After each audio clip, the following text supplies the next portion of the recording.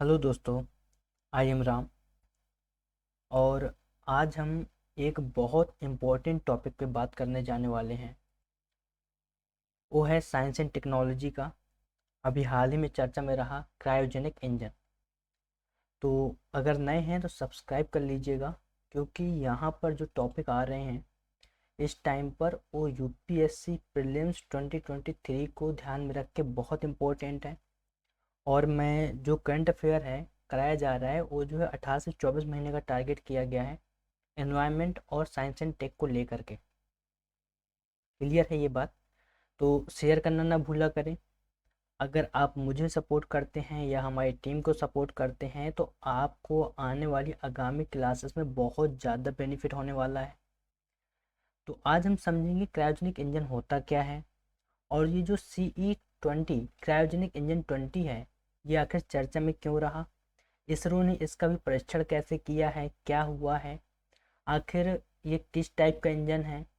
ठीक है, इसमें जो है जो लिक्विड प्रोपेलेंट की बातें हैं वो क्या हैं। तो एवरीथिंग जानेंगे क्रायोजेनिक इंजन के बारे में। तो सबसे पहली बात ये है इस इंजन के अंदर कि ये इंजन बहुत ज़्यादा पावरफुल है। मींस ये इंजन इतना ज़्यादा पावरफुल है कि ये आज तक बहुत ज़्यादा कंट्रियों के पास नहीं था। ये कुछ ही गिनी चुनी चुनिंदा कंट्रियाँ थीं जिनके पास ये इंजन था। बट इंडिया ने, इसरो ने अब इसे डेवलप कर लिया है। क्लियर हो गई कहानी? क्लियर है बात क्या है? इसकी जो पावर है वो अगर आप देखेंगे तो जो LVM Mark 3 था तो उससे डबल है। आई होप बात क्लियर होगी।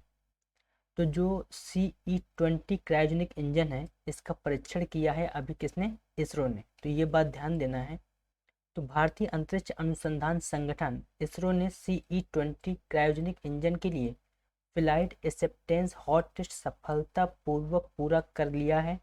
जो आगामी चंद्रयान 3 जो मिशन जाने वाला है 2023 में, उस मिशन के लिए LVM-3 प्रक्षेपण यान के क्रायोजेनिक ऊपरी चरण को शक्ति प्रदान करेगा।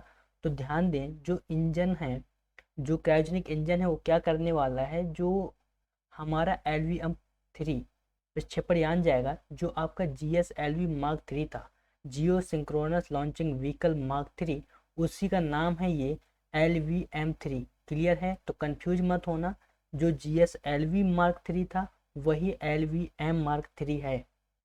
आई होप बात क्लियर होगी।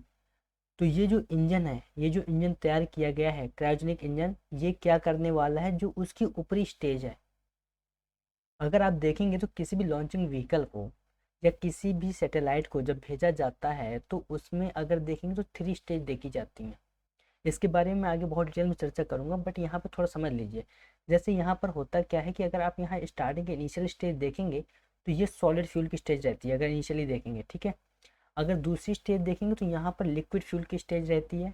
और अगर तीसरी यहाँ पर स्टेज देखेंगे जिसे क्रायोजेनिक स्टेज बोलते हैं। ठीक, तो जो क्रायोजेनिक स्टेज जो ऊपरी स्टेज होती है उसमें जो फ्यूल यूज होता है, उसमें जो है फ्यूल आपका गैसेस फ्यूल यूज होता है। मीन्स जो गैसेस फ्यूल है जैसे हाइड्रोजन है, ऑक्सीजन है, इनको हम कंप्रेस करके बहुत लो टेम्परेचर पर उन्हें लिक्विफाई करके वहाँ पे फिल करते हैं। और वो जा करके ऊपरी चरण में जब बहुत ज़्यादा वेलोसिटी की नीड होती है उसे शिफ्ट करने के लिए किसी भी ऑर्बिट में, देन तब वो काम करता है। क्लियर है क्या ये बात? तो यह परीक्षण महेंद्रगिरी तमिलनाडु में इसरो पेड़ोदन परिसर में किया गया था। और परीक्षण के दौरान सभी पेड़ोदन पैरामीटर संतोषजनक पाए गए हैं। तो एक बात ध्यान देना, ये जो पेड़ोदन हुआ है इसमें इसरो ने 22 टन थ्रस्ट पाने में कामयाब रहा है। इस इंजन के थ्रू बहुत बड़ी ये चुनौती है, या कह सकते हैं बहुत बड़ी कामयाबी है, जो इंडिया के सामने एक चुनौती के रूप में थी कि इतना थ्रस्ट कैसे पैदा करेंगे, वो इसरो ने फाइनली पा लिया है। क्लियर है? तो ये देखिए CE-20 क्रायोजेनिक इंजन क्या है, तो पहले समझें। ये देखिए, ये जो पहला स्टेज होता है ये जिसे बूस्टर स्टेज बोलते हैं, इसमें सॉलिड फ्यूल इंजन होता है। क्लियर है बात? तो एक बात ध्यान देना, सॉलिड फ्यूल इंजन क्या करेगा? स्टार्टअप का काम करेगा। अगर हमें इसे लॉन्च करना है तो सबसे पहले ये वर्किंग कंडीशन में आएगा। ठीक है, जो सेकेंड स्टेज होती है वो होती है लिक्विड स्टेज, यानी लिक्विड फ्यूल इंजन होता है, फिर देन ये काम करेगा। जो तीसरी स्टेज होती है, जो मेन स्टेज है, जहाँ से कहते हैं कि जब जो है सैटेलाइट जाता है, जब लॉन्चिंग व्हीकल जाता है, जो सबसे चैलेंजिंग स्टेज होती है, वो चैलेंजिंग स्टेज होती है थर्ड स्टेज, जिसे हम बोलते हैं क्रायोजेनिक इंजन, यानी लिक्विड हाइड्रोजन और ऑक्सीजन फ्यूल होता है उसमें। क्या बात क्लियर है? तो पहले स्टेज में कैसा फ्यूल रहेगा? सॉलिड। सेकेंड में लिक्विड फ्यूल रहेगा, और थर्ड में क्या रहेगा? आपका क्रायोजेनिक फ्यूल रहेगा, जिसमें लिक्विड हाइड्रोजन और लिक्विड ऑक्सीजन फिल होता है।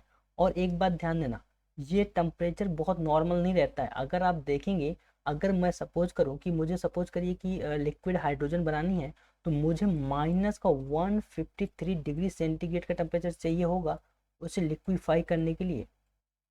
क्लियर है? और अगर यही मुझे ऑक्सीजन को लिक्विफाई करना हो, तो माइनस का 253 डिग्री सेंटीग्रेड मुझे टेम्परेचर चाहिए, तब जाकर के मैं ऑक्सीजन को लिक्विफाई कर सकता हूँ। आप समझ सकते हैं कि कितना ज़्यादा टेम्परेचर लो किया जाता है, तब जाकर के ये जो लिक्विड हाइड्रोजन और लिक्विड ऑक्सीजन है वो थर्ड स्टेज में फिल की जाती है। Are you getting my point? तो क्रायोजेनिक रॉकेट ईंधन और ऑक्सीडाइजर का उपयोग करता है। क्रायोजेनिक का अर्थ क्या होता है? देखो, एक ऐसी प्रक्रिया या उत्पाद को जो बहुत कम तापमान की आवश्यकता होती है, वो होता है क्रायोजेनिक। अगर वो क्रायोजेनिक फ्यूल है तो क्या होगा? वो एक प्रोडक्ट हो गया। क्लियर है? तो इसे संचालित करने के लिए गहरे हिमांक बिंदुओं की आवश्यकता होती है। तो मैंने बताया भाई साहब, वाटर 0 डिग्री पे जमना चालू हो जाता है। सोचिए, इन्हें -153 डिग्री और -253 डिग्री सेंटीग्रेड का टेम्परेचर चाहिए, तब जाकर के ये गैसेस लिक्विफाई होंगी, अदरवाइज ये लिक्विफाई नहीं होंगी। आई होप बात क्लियर होगी। तो ये देखिए, ये एक प्रोपल्सन सिस्टम है, जिसे आप समझ सकते हैं ये फ्यूल टैंक है, ये ऑक्सीडाइजर टैंक है। क्लियर है?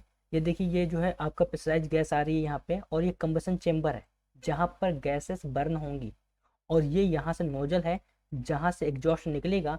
जैसे ही एग्जॉस्ट निकलेगा, वैसे ही इस इंजन को या इस लॉन्चिंग व्हीकल को थ्रस्ट ऊपर की ओर मिलेगा। क्लियर है? तो ये ध्यान देना, जितना पावरफुल एग्जॉस्ट होगा नोजल के थ्रू, इसके थ्रू जितना पावरफुल एग्जॉस्ट रहेगा, तो ये समझ लेना रॉकेट उतने ही पावर के साथ ऊपर जाने वाला है। इस बात को समझने की ज़रूरत है, और इस बात को समझें, क्योंकि ये एक थोड़ा साइंटिफिक टॉपिक बन जाता है। क्लियर है? तो CE-20 क्रायोजेनिक इंजन HAL द्वारा निर्मित और इसरो द्वारा डिजाइन किया गया है। तो जो इसरो का आपका लिक्विड प्रोपल्सन सर्विस सेंटर है, उसके द्वारा ये डिजाइन किया गया है, और यह एक तरल ईंधन इंजन है। कैसा इंजन है? तरल ईंधन इंजन है। इस बात को ध्यान दें। तो लिक्विड प्रोपेलेंट है क्या? ये अगर आप देखेंगे तो वही फ्यूल टैंक है, ऑक्सीडाइजर है, आपके पंप्स लगे हुए हैं, ये आपका कंबसन चैम्बर है, और कंबसन चैम्बर के बाद ये क्या है? आपका एग्जॉस्ट है। तो अगर ये एग्जॉस्ट है तो आपको थ्रस्ट कहाँ मिलने वाला है? थ्रस्ट आपको इस साइड मिलेगा। क्लियर है? तो समझिएगा लिक्विड प्रोपेलेंट होता क्या है, पूरी प्रोसेस आखिर कैसे काम करेगी। तो in a liquid propellant rocket the fuel and oxidiser are stored in separate tanks. तो आप देखेंगे कि ऑक्सीडाइजर यहाँ पर है और फ्यूल का टैंक ये रहा। क्लियर है? तो दोनों को सेपरेट टैंक्स में फिल किया जाता है, and are fed through a system of pipes, और उन्हें एक पाइप के सिस्टम के थ्रू फेड किया जाता है, valves and turbo pump. Turbo का मतलब होता है टरबाइन। टरबाइन समझते हैं कि जो है, अगर सपोज करिए मैं इसे बोल दूं कि टरबाइन है, मीन्स यहाँ पर कुछ पत्तियाँ लगी होंगी, ठीक है, और ये जुड़ी होंगी, और ये टरबाइन ही घूमता है। जो एक्चुअल में घूमने का काम करता है, कौन करता है? टरबाइन। क्लियर है? To a combustion chamber where they are combined and burn to produce thrust. Liquid propellant engines are more complex than their solid propellant counterparts. However, they offer several advantages. तो इसके बहुत सारे advantages हैं, इस बात को ध्यान देना। By controlling the flow of propellant to the combustion chamber, the engine can be throttled, stopped, and restarted. A good liquid propellant is one with a high specific impulse, that is high speed of exhaust gas, ejection, high density, high storage temperature, non toxic and non corrosive. तो ये जो liquid propellant है उसके ये benefits हैं कि non corrosive रहेगा, non toxic रहेगा, स्टोरेज टेम्परेचर जो है अच्छा होना चाहिए, या फिर जो है हाई डेंसिटी रहेगा। तो इस बात को ध्यान दें। क्या बात क्लियर है?